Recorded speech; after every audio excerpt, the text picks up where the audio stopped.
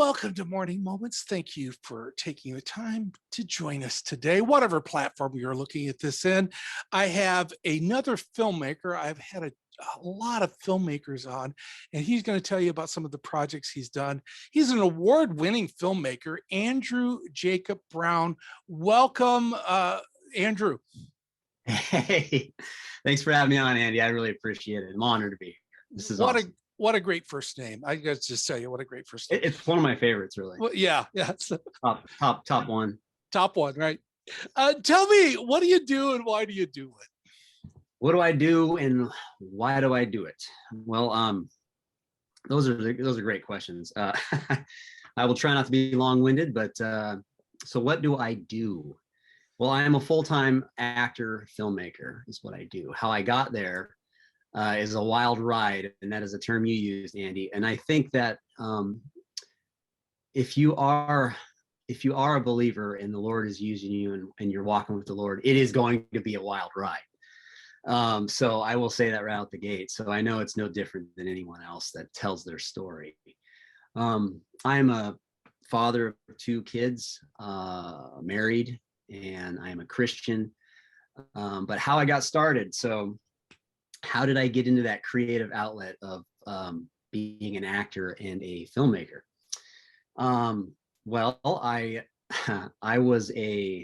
done a lot of things. I was a bread driver for 8 years, delivered bread, and I was a garbage man for 5 years after that. That was my previous job.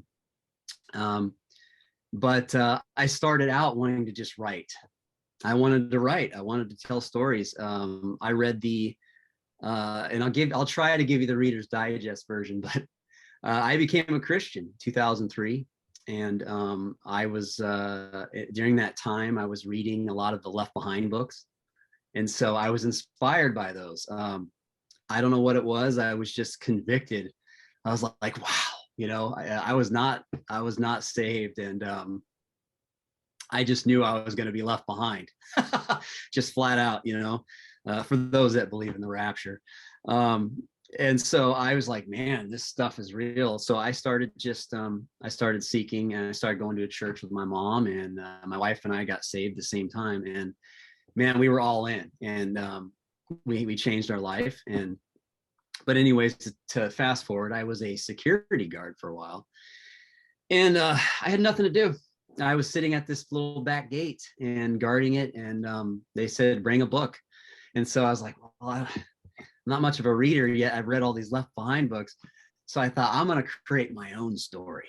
So I started writing a novel, and it took me, you're going to laugh at me, it took me 5 years to write this novel. And then I went from that, and I realized that was never really my forte, writing a novel.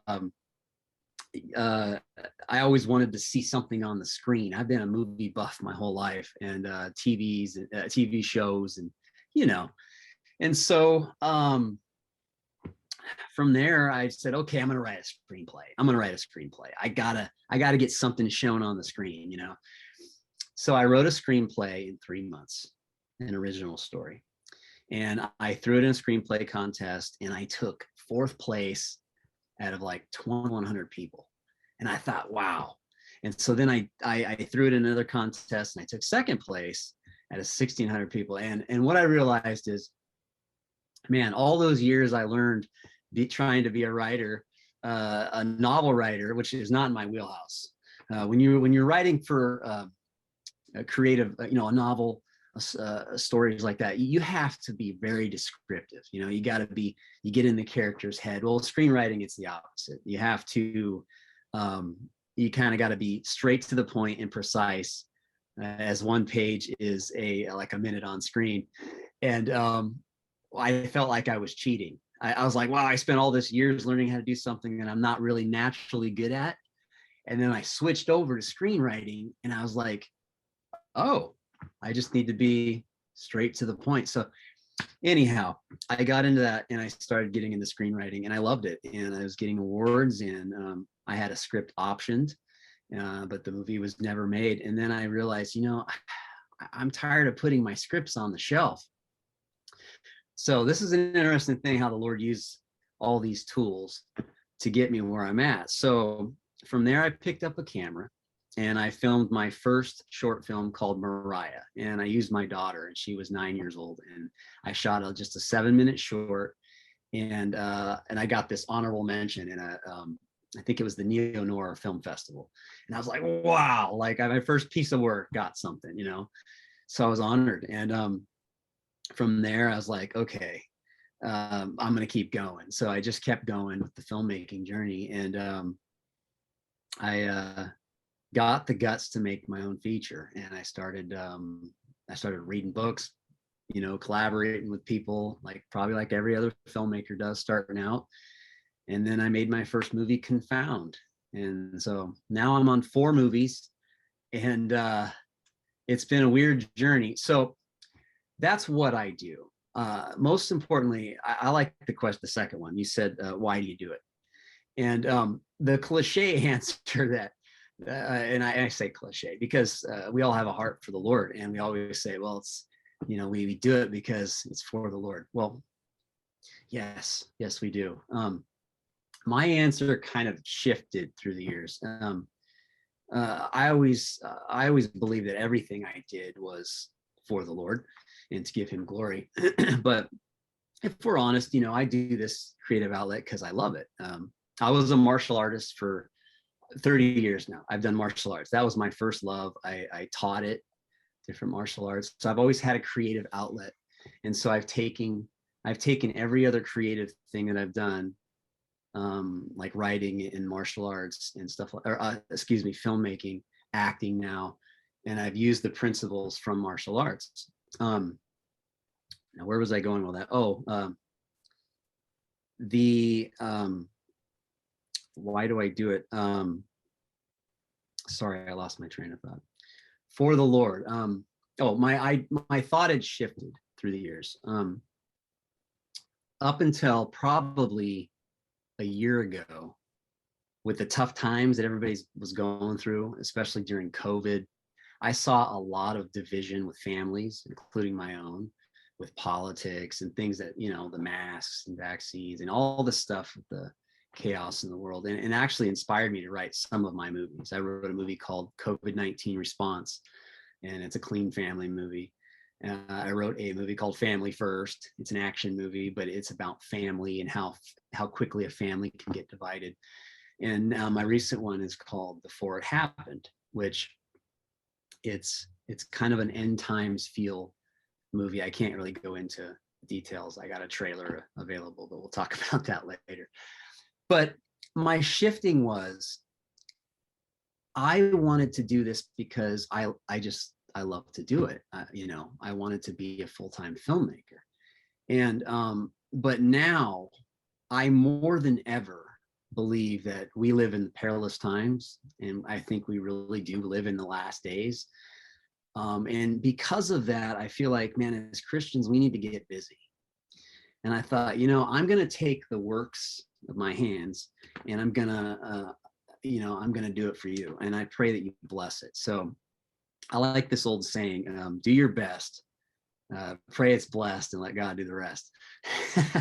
So that's kind of why I do it. I do it for the Lord, but I do now more than ever.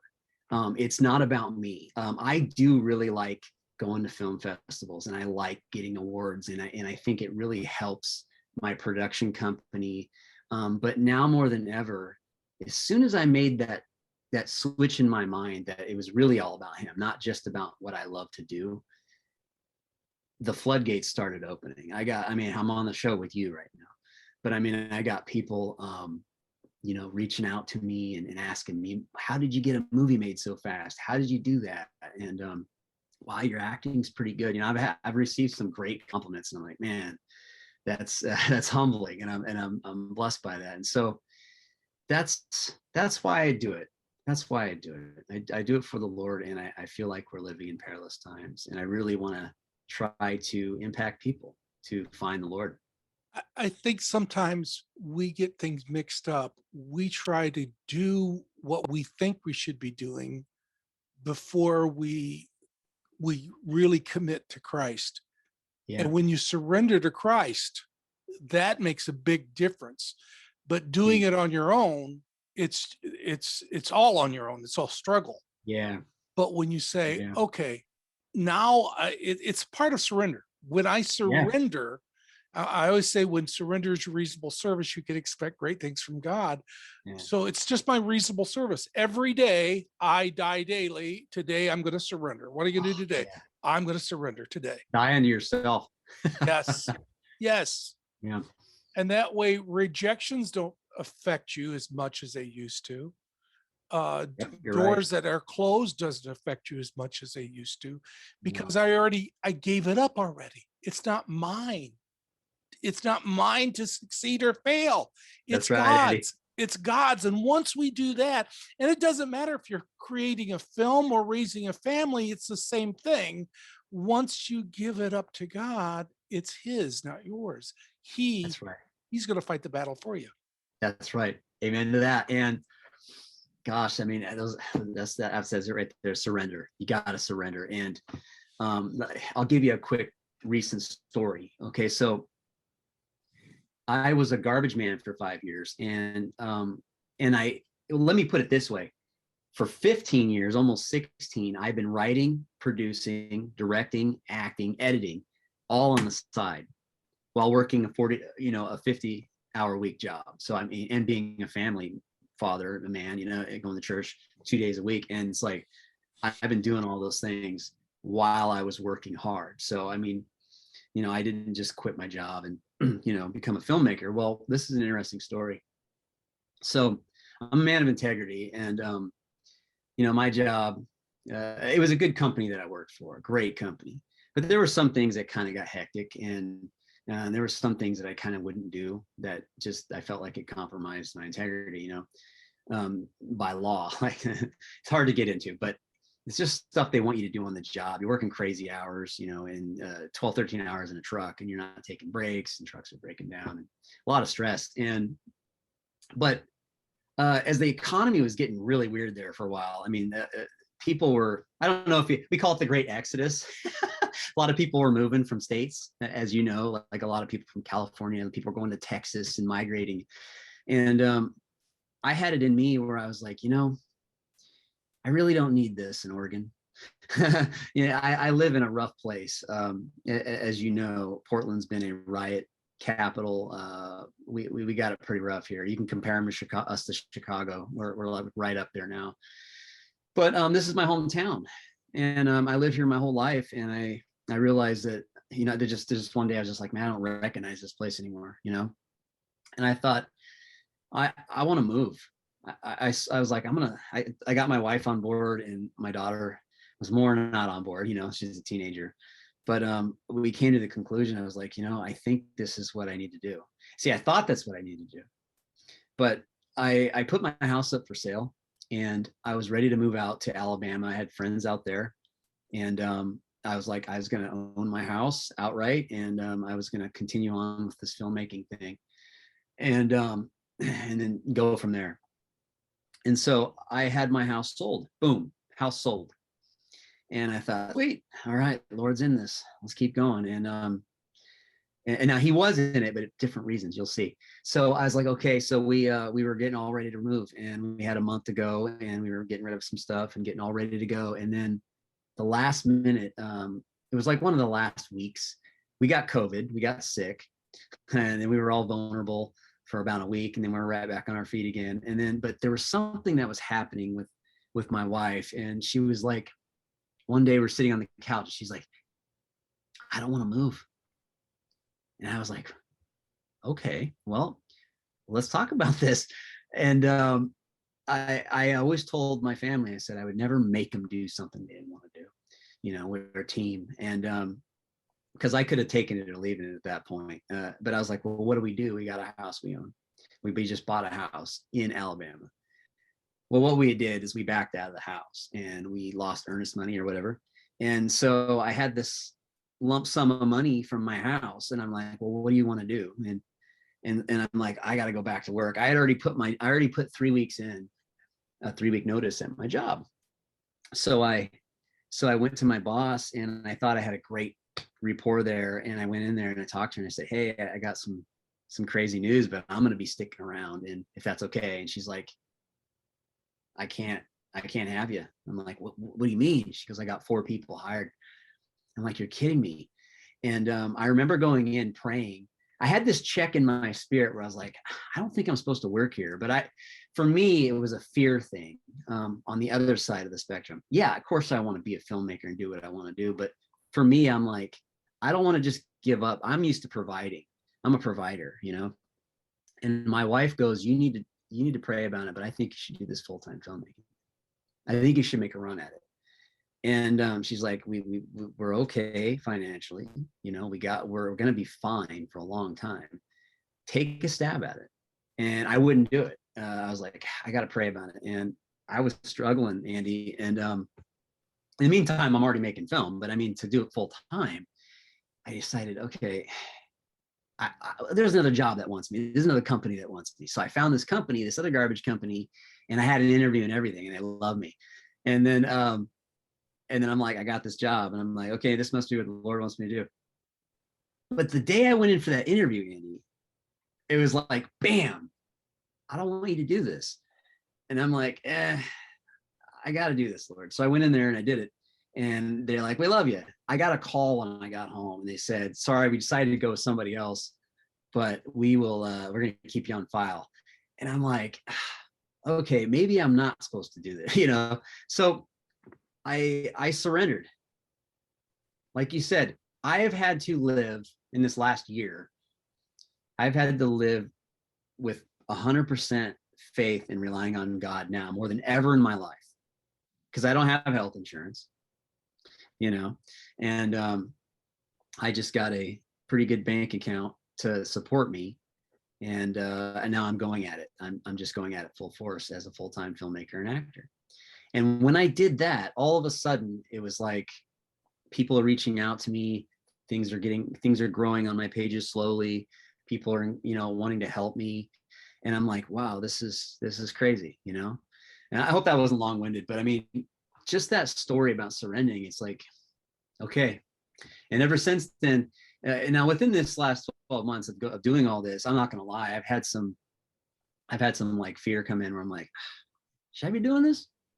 But I've been confirmed every time, just keep doing this. And that's led me where I'm at trying to make a TV series and all this other stuff that I got going on. So, You know, Andrew, I got to tell you that I felt that in my heart there was something more that you should say, and I just felt that you listen to God.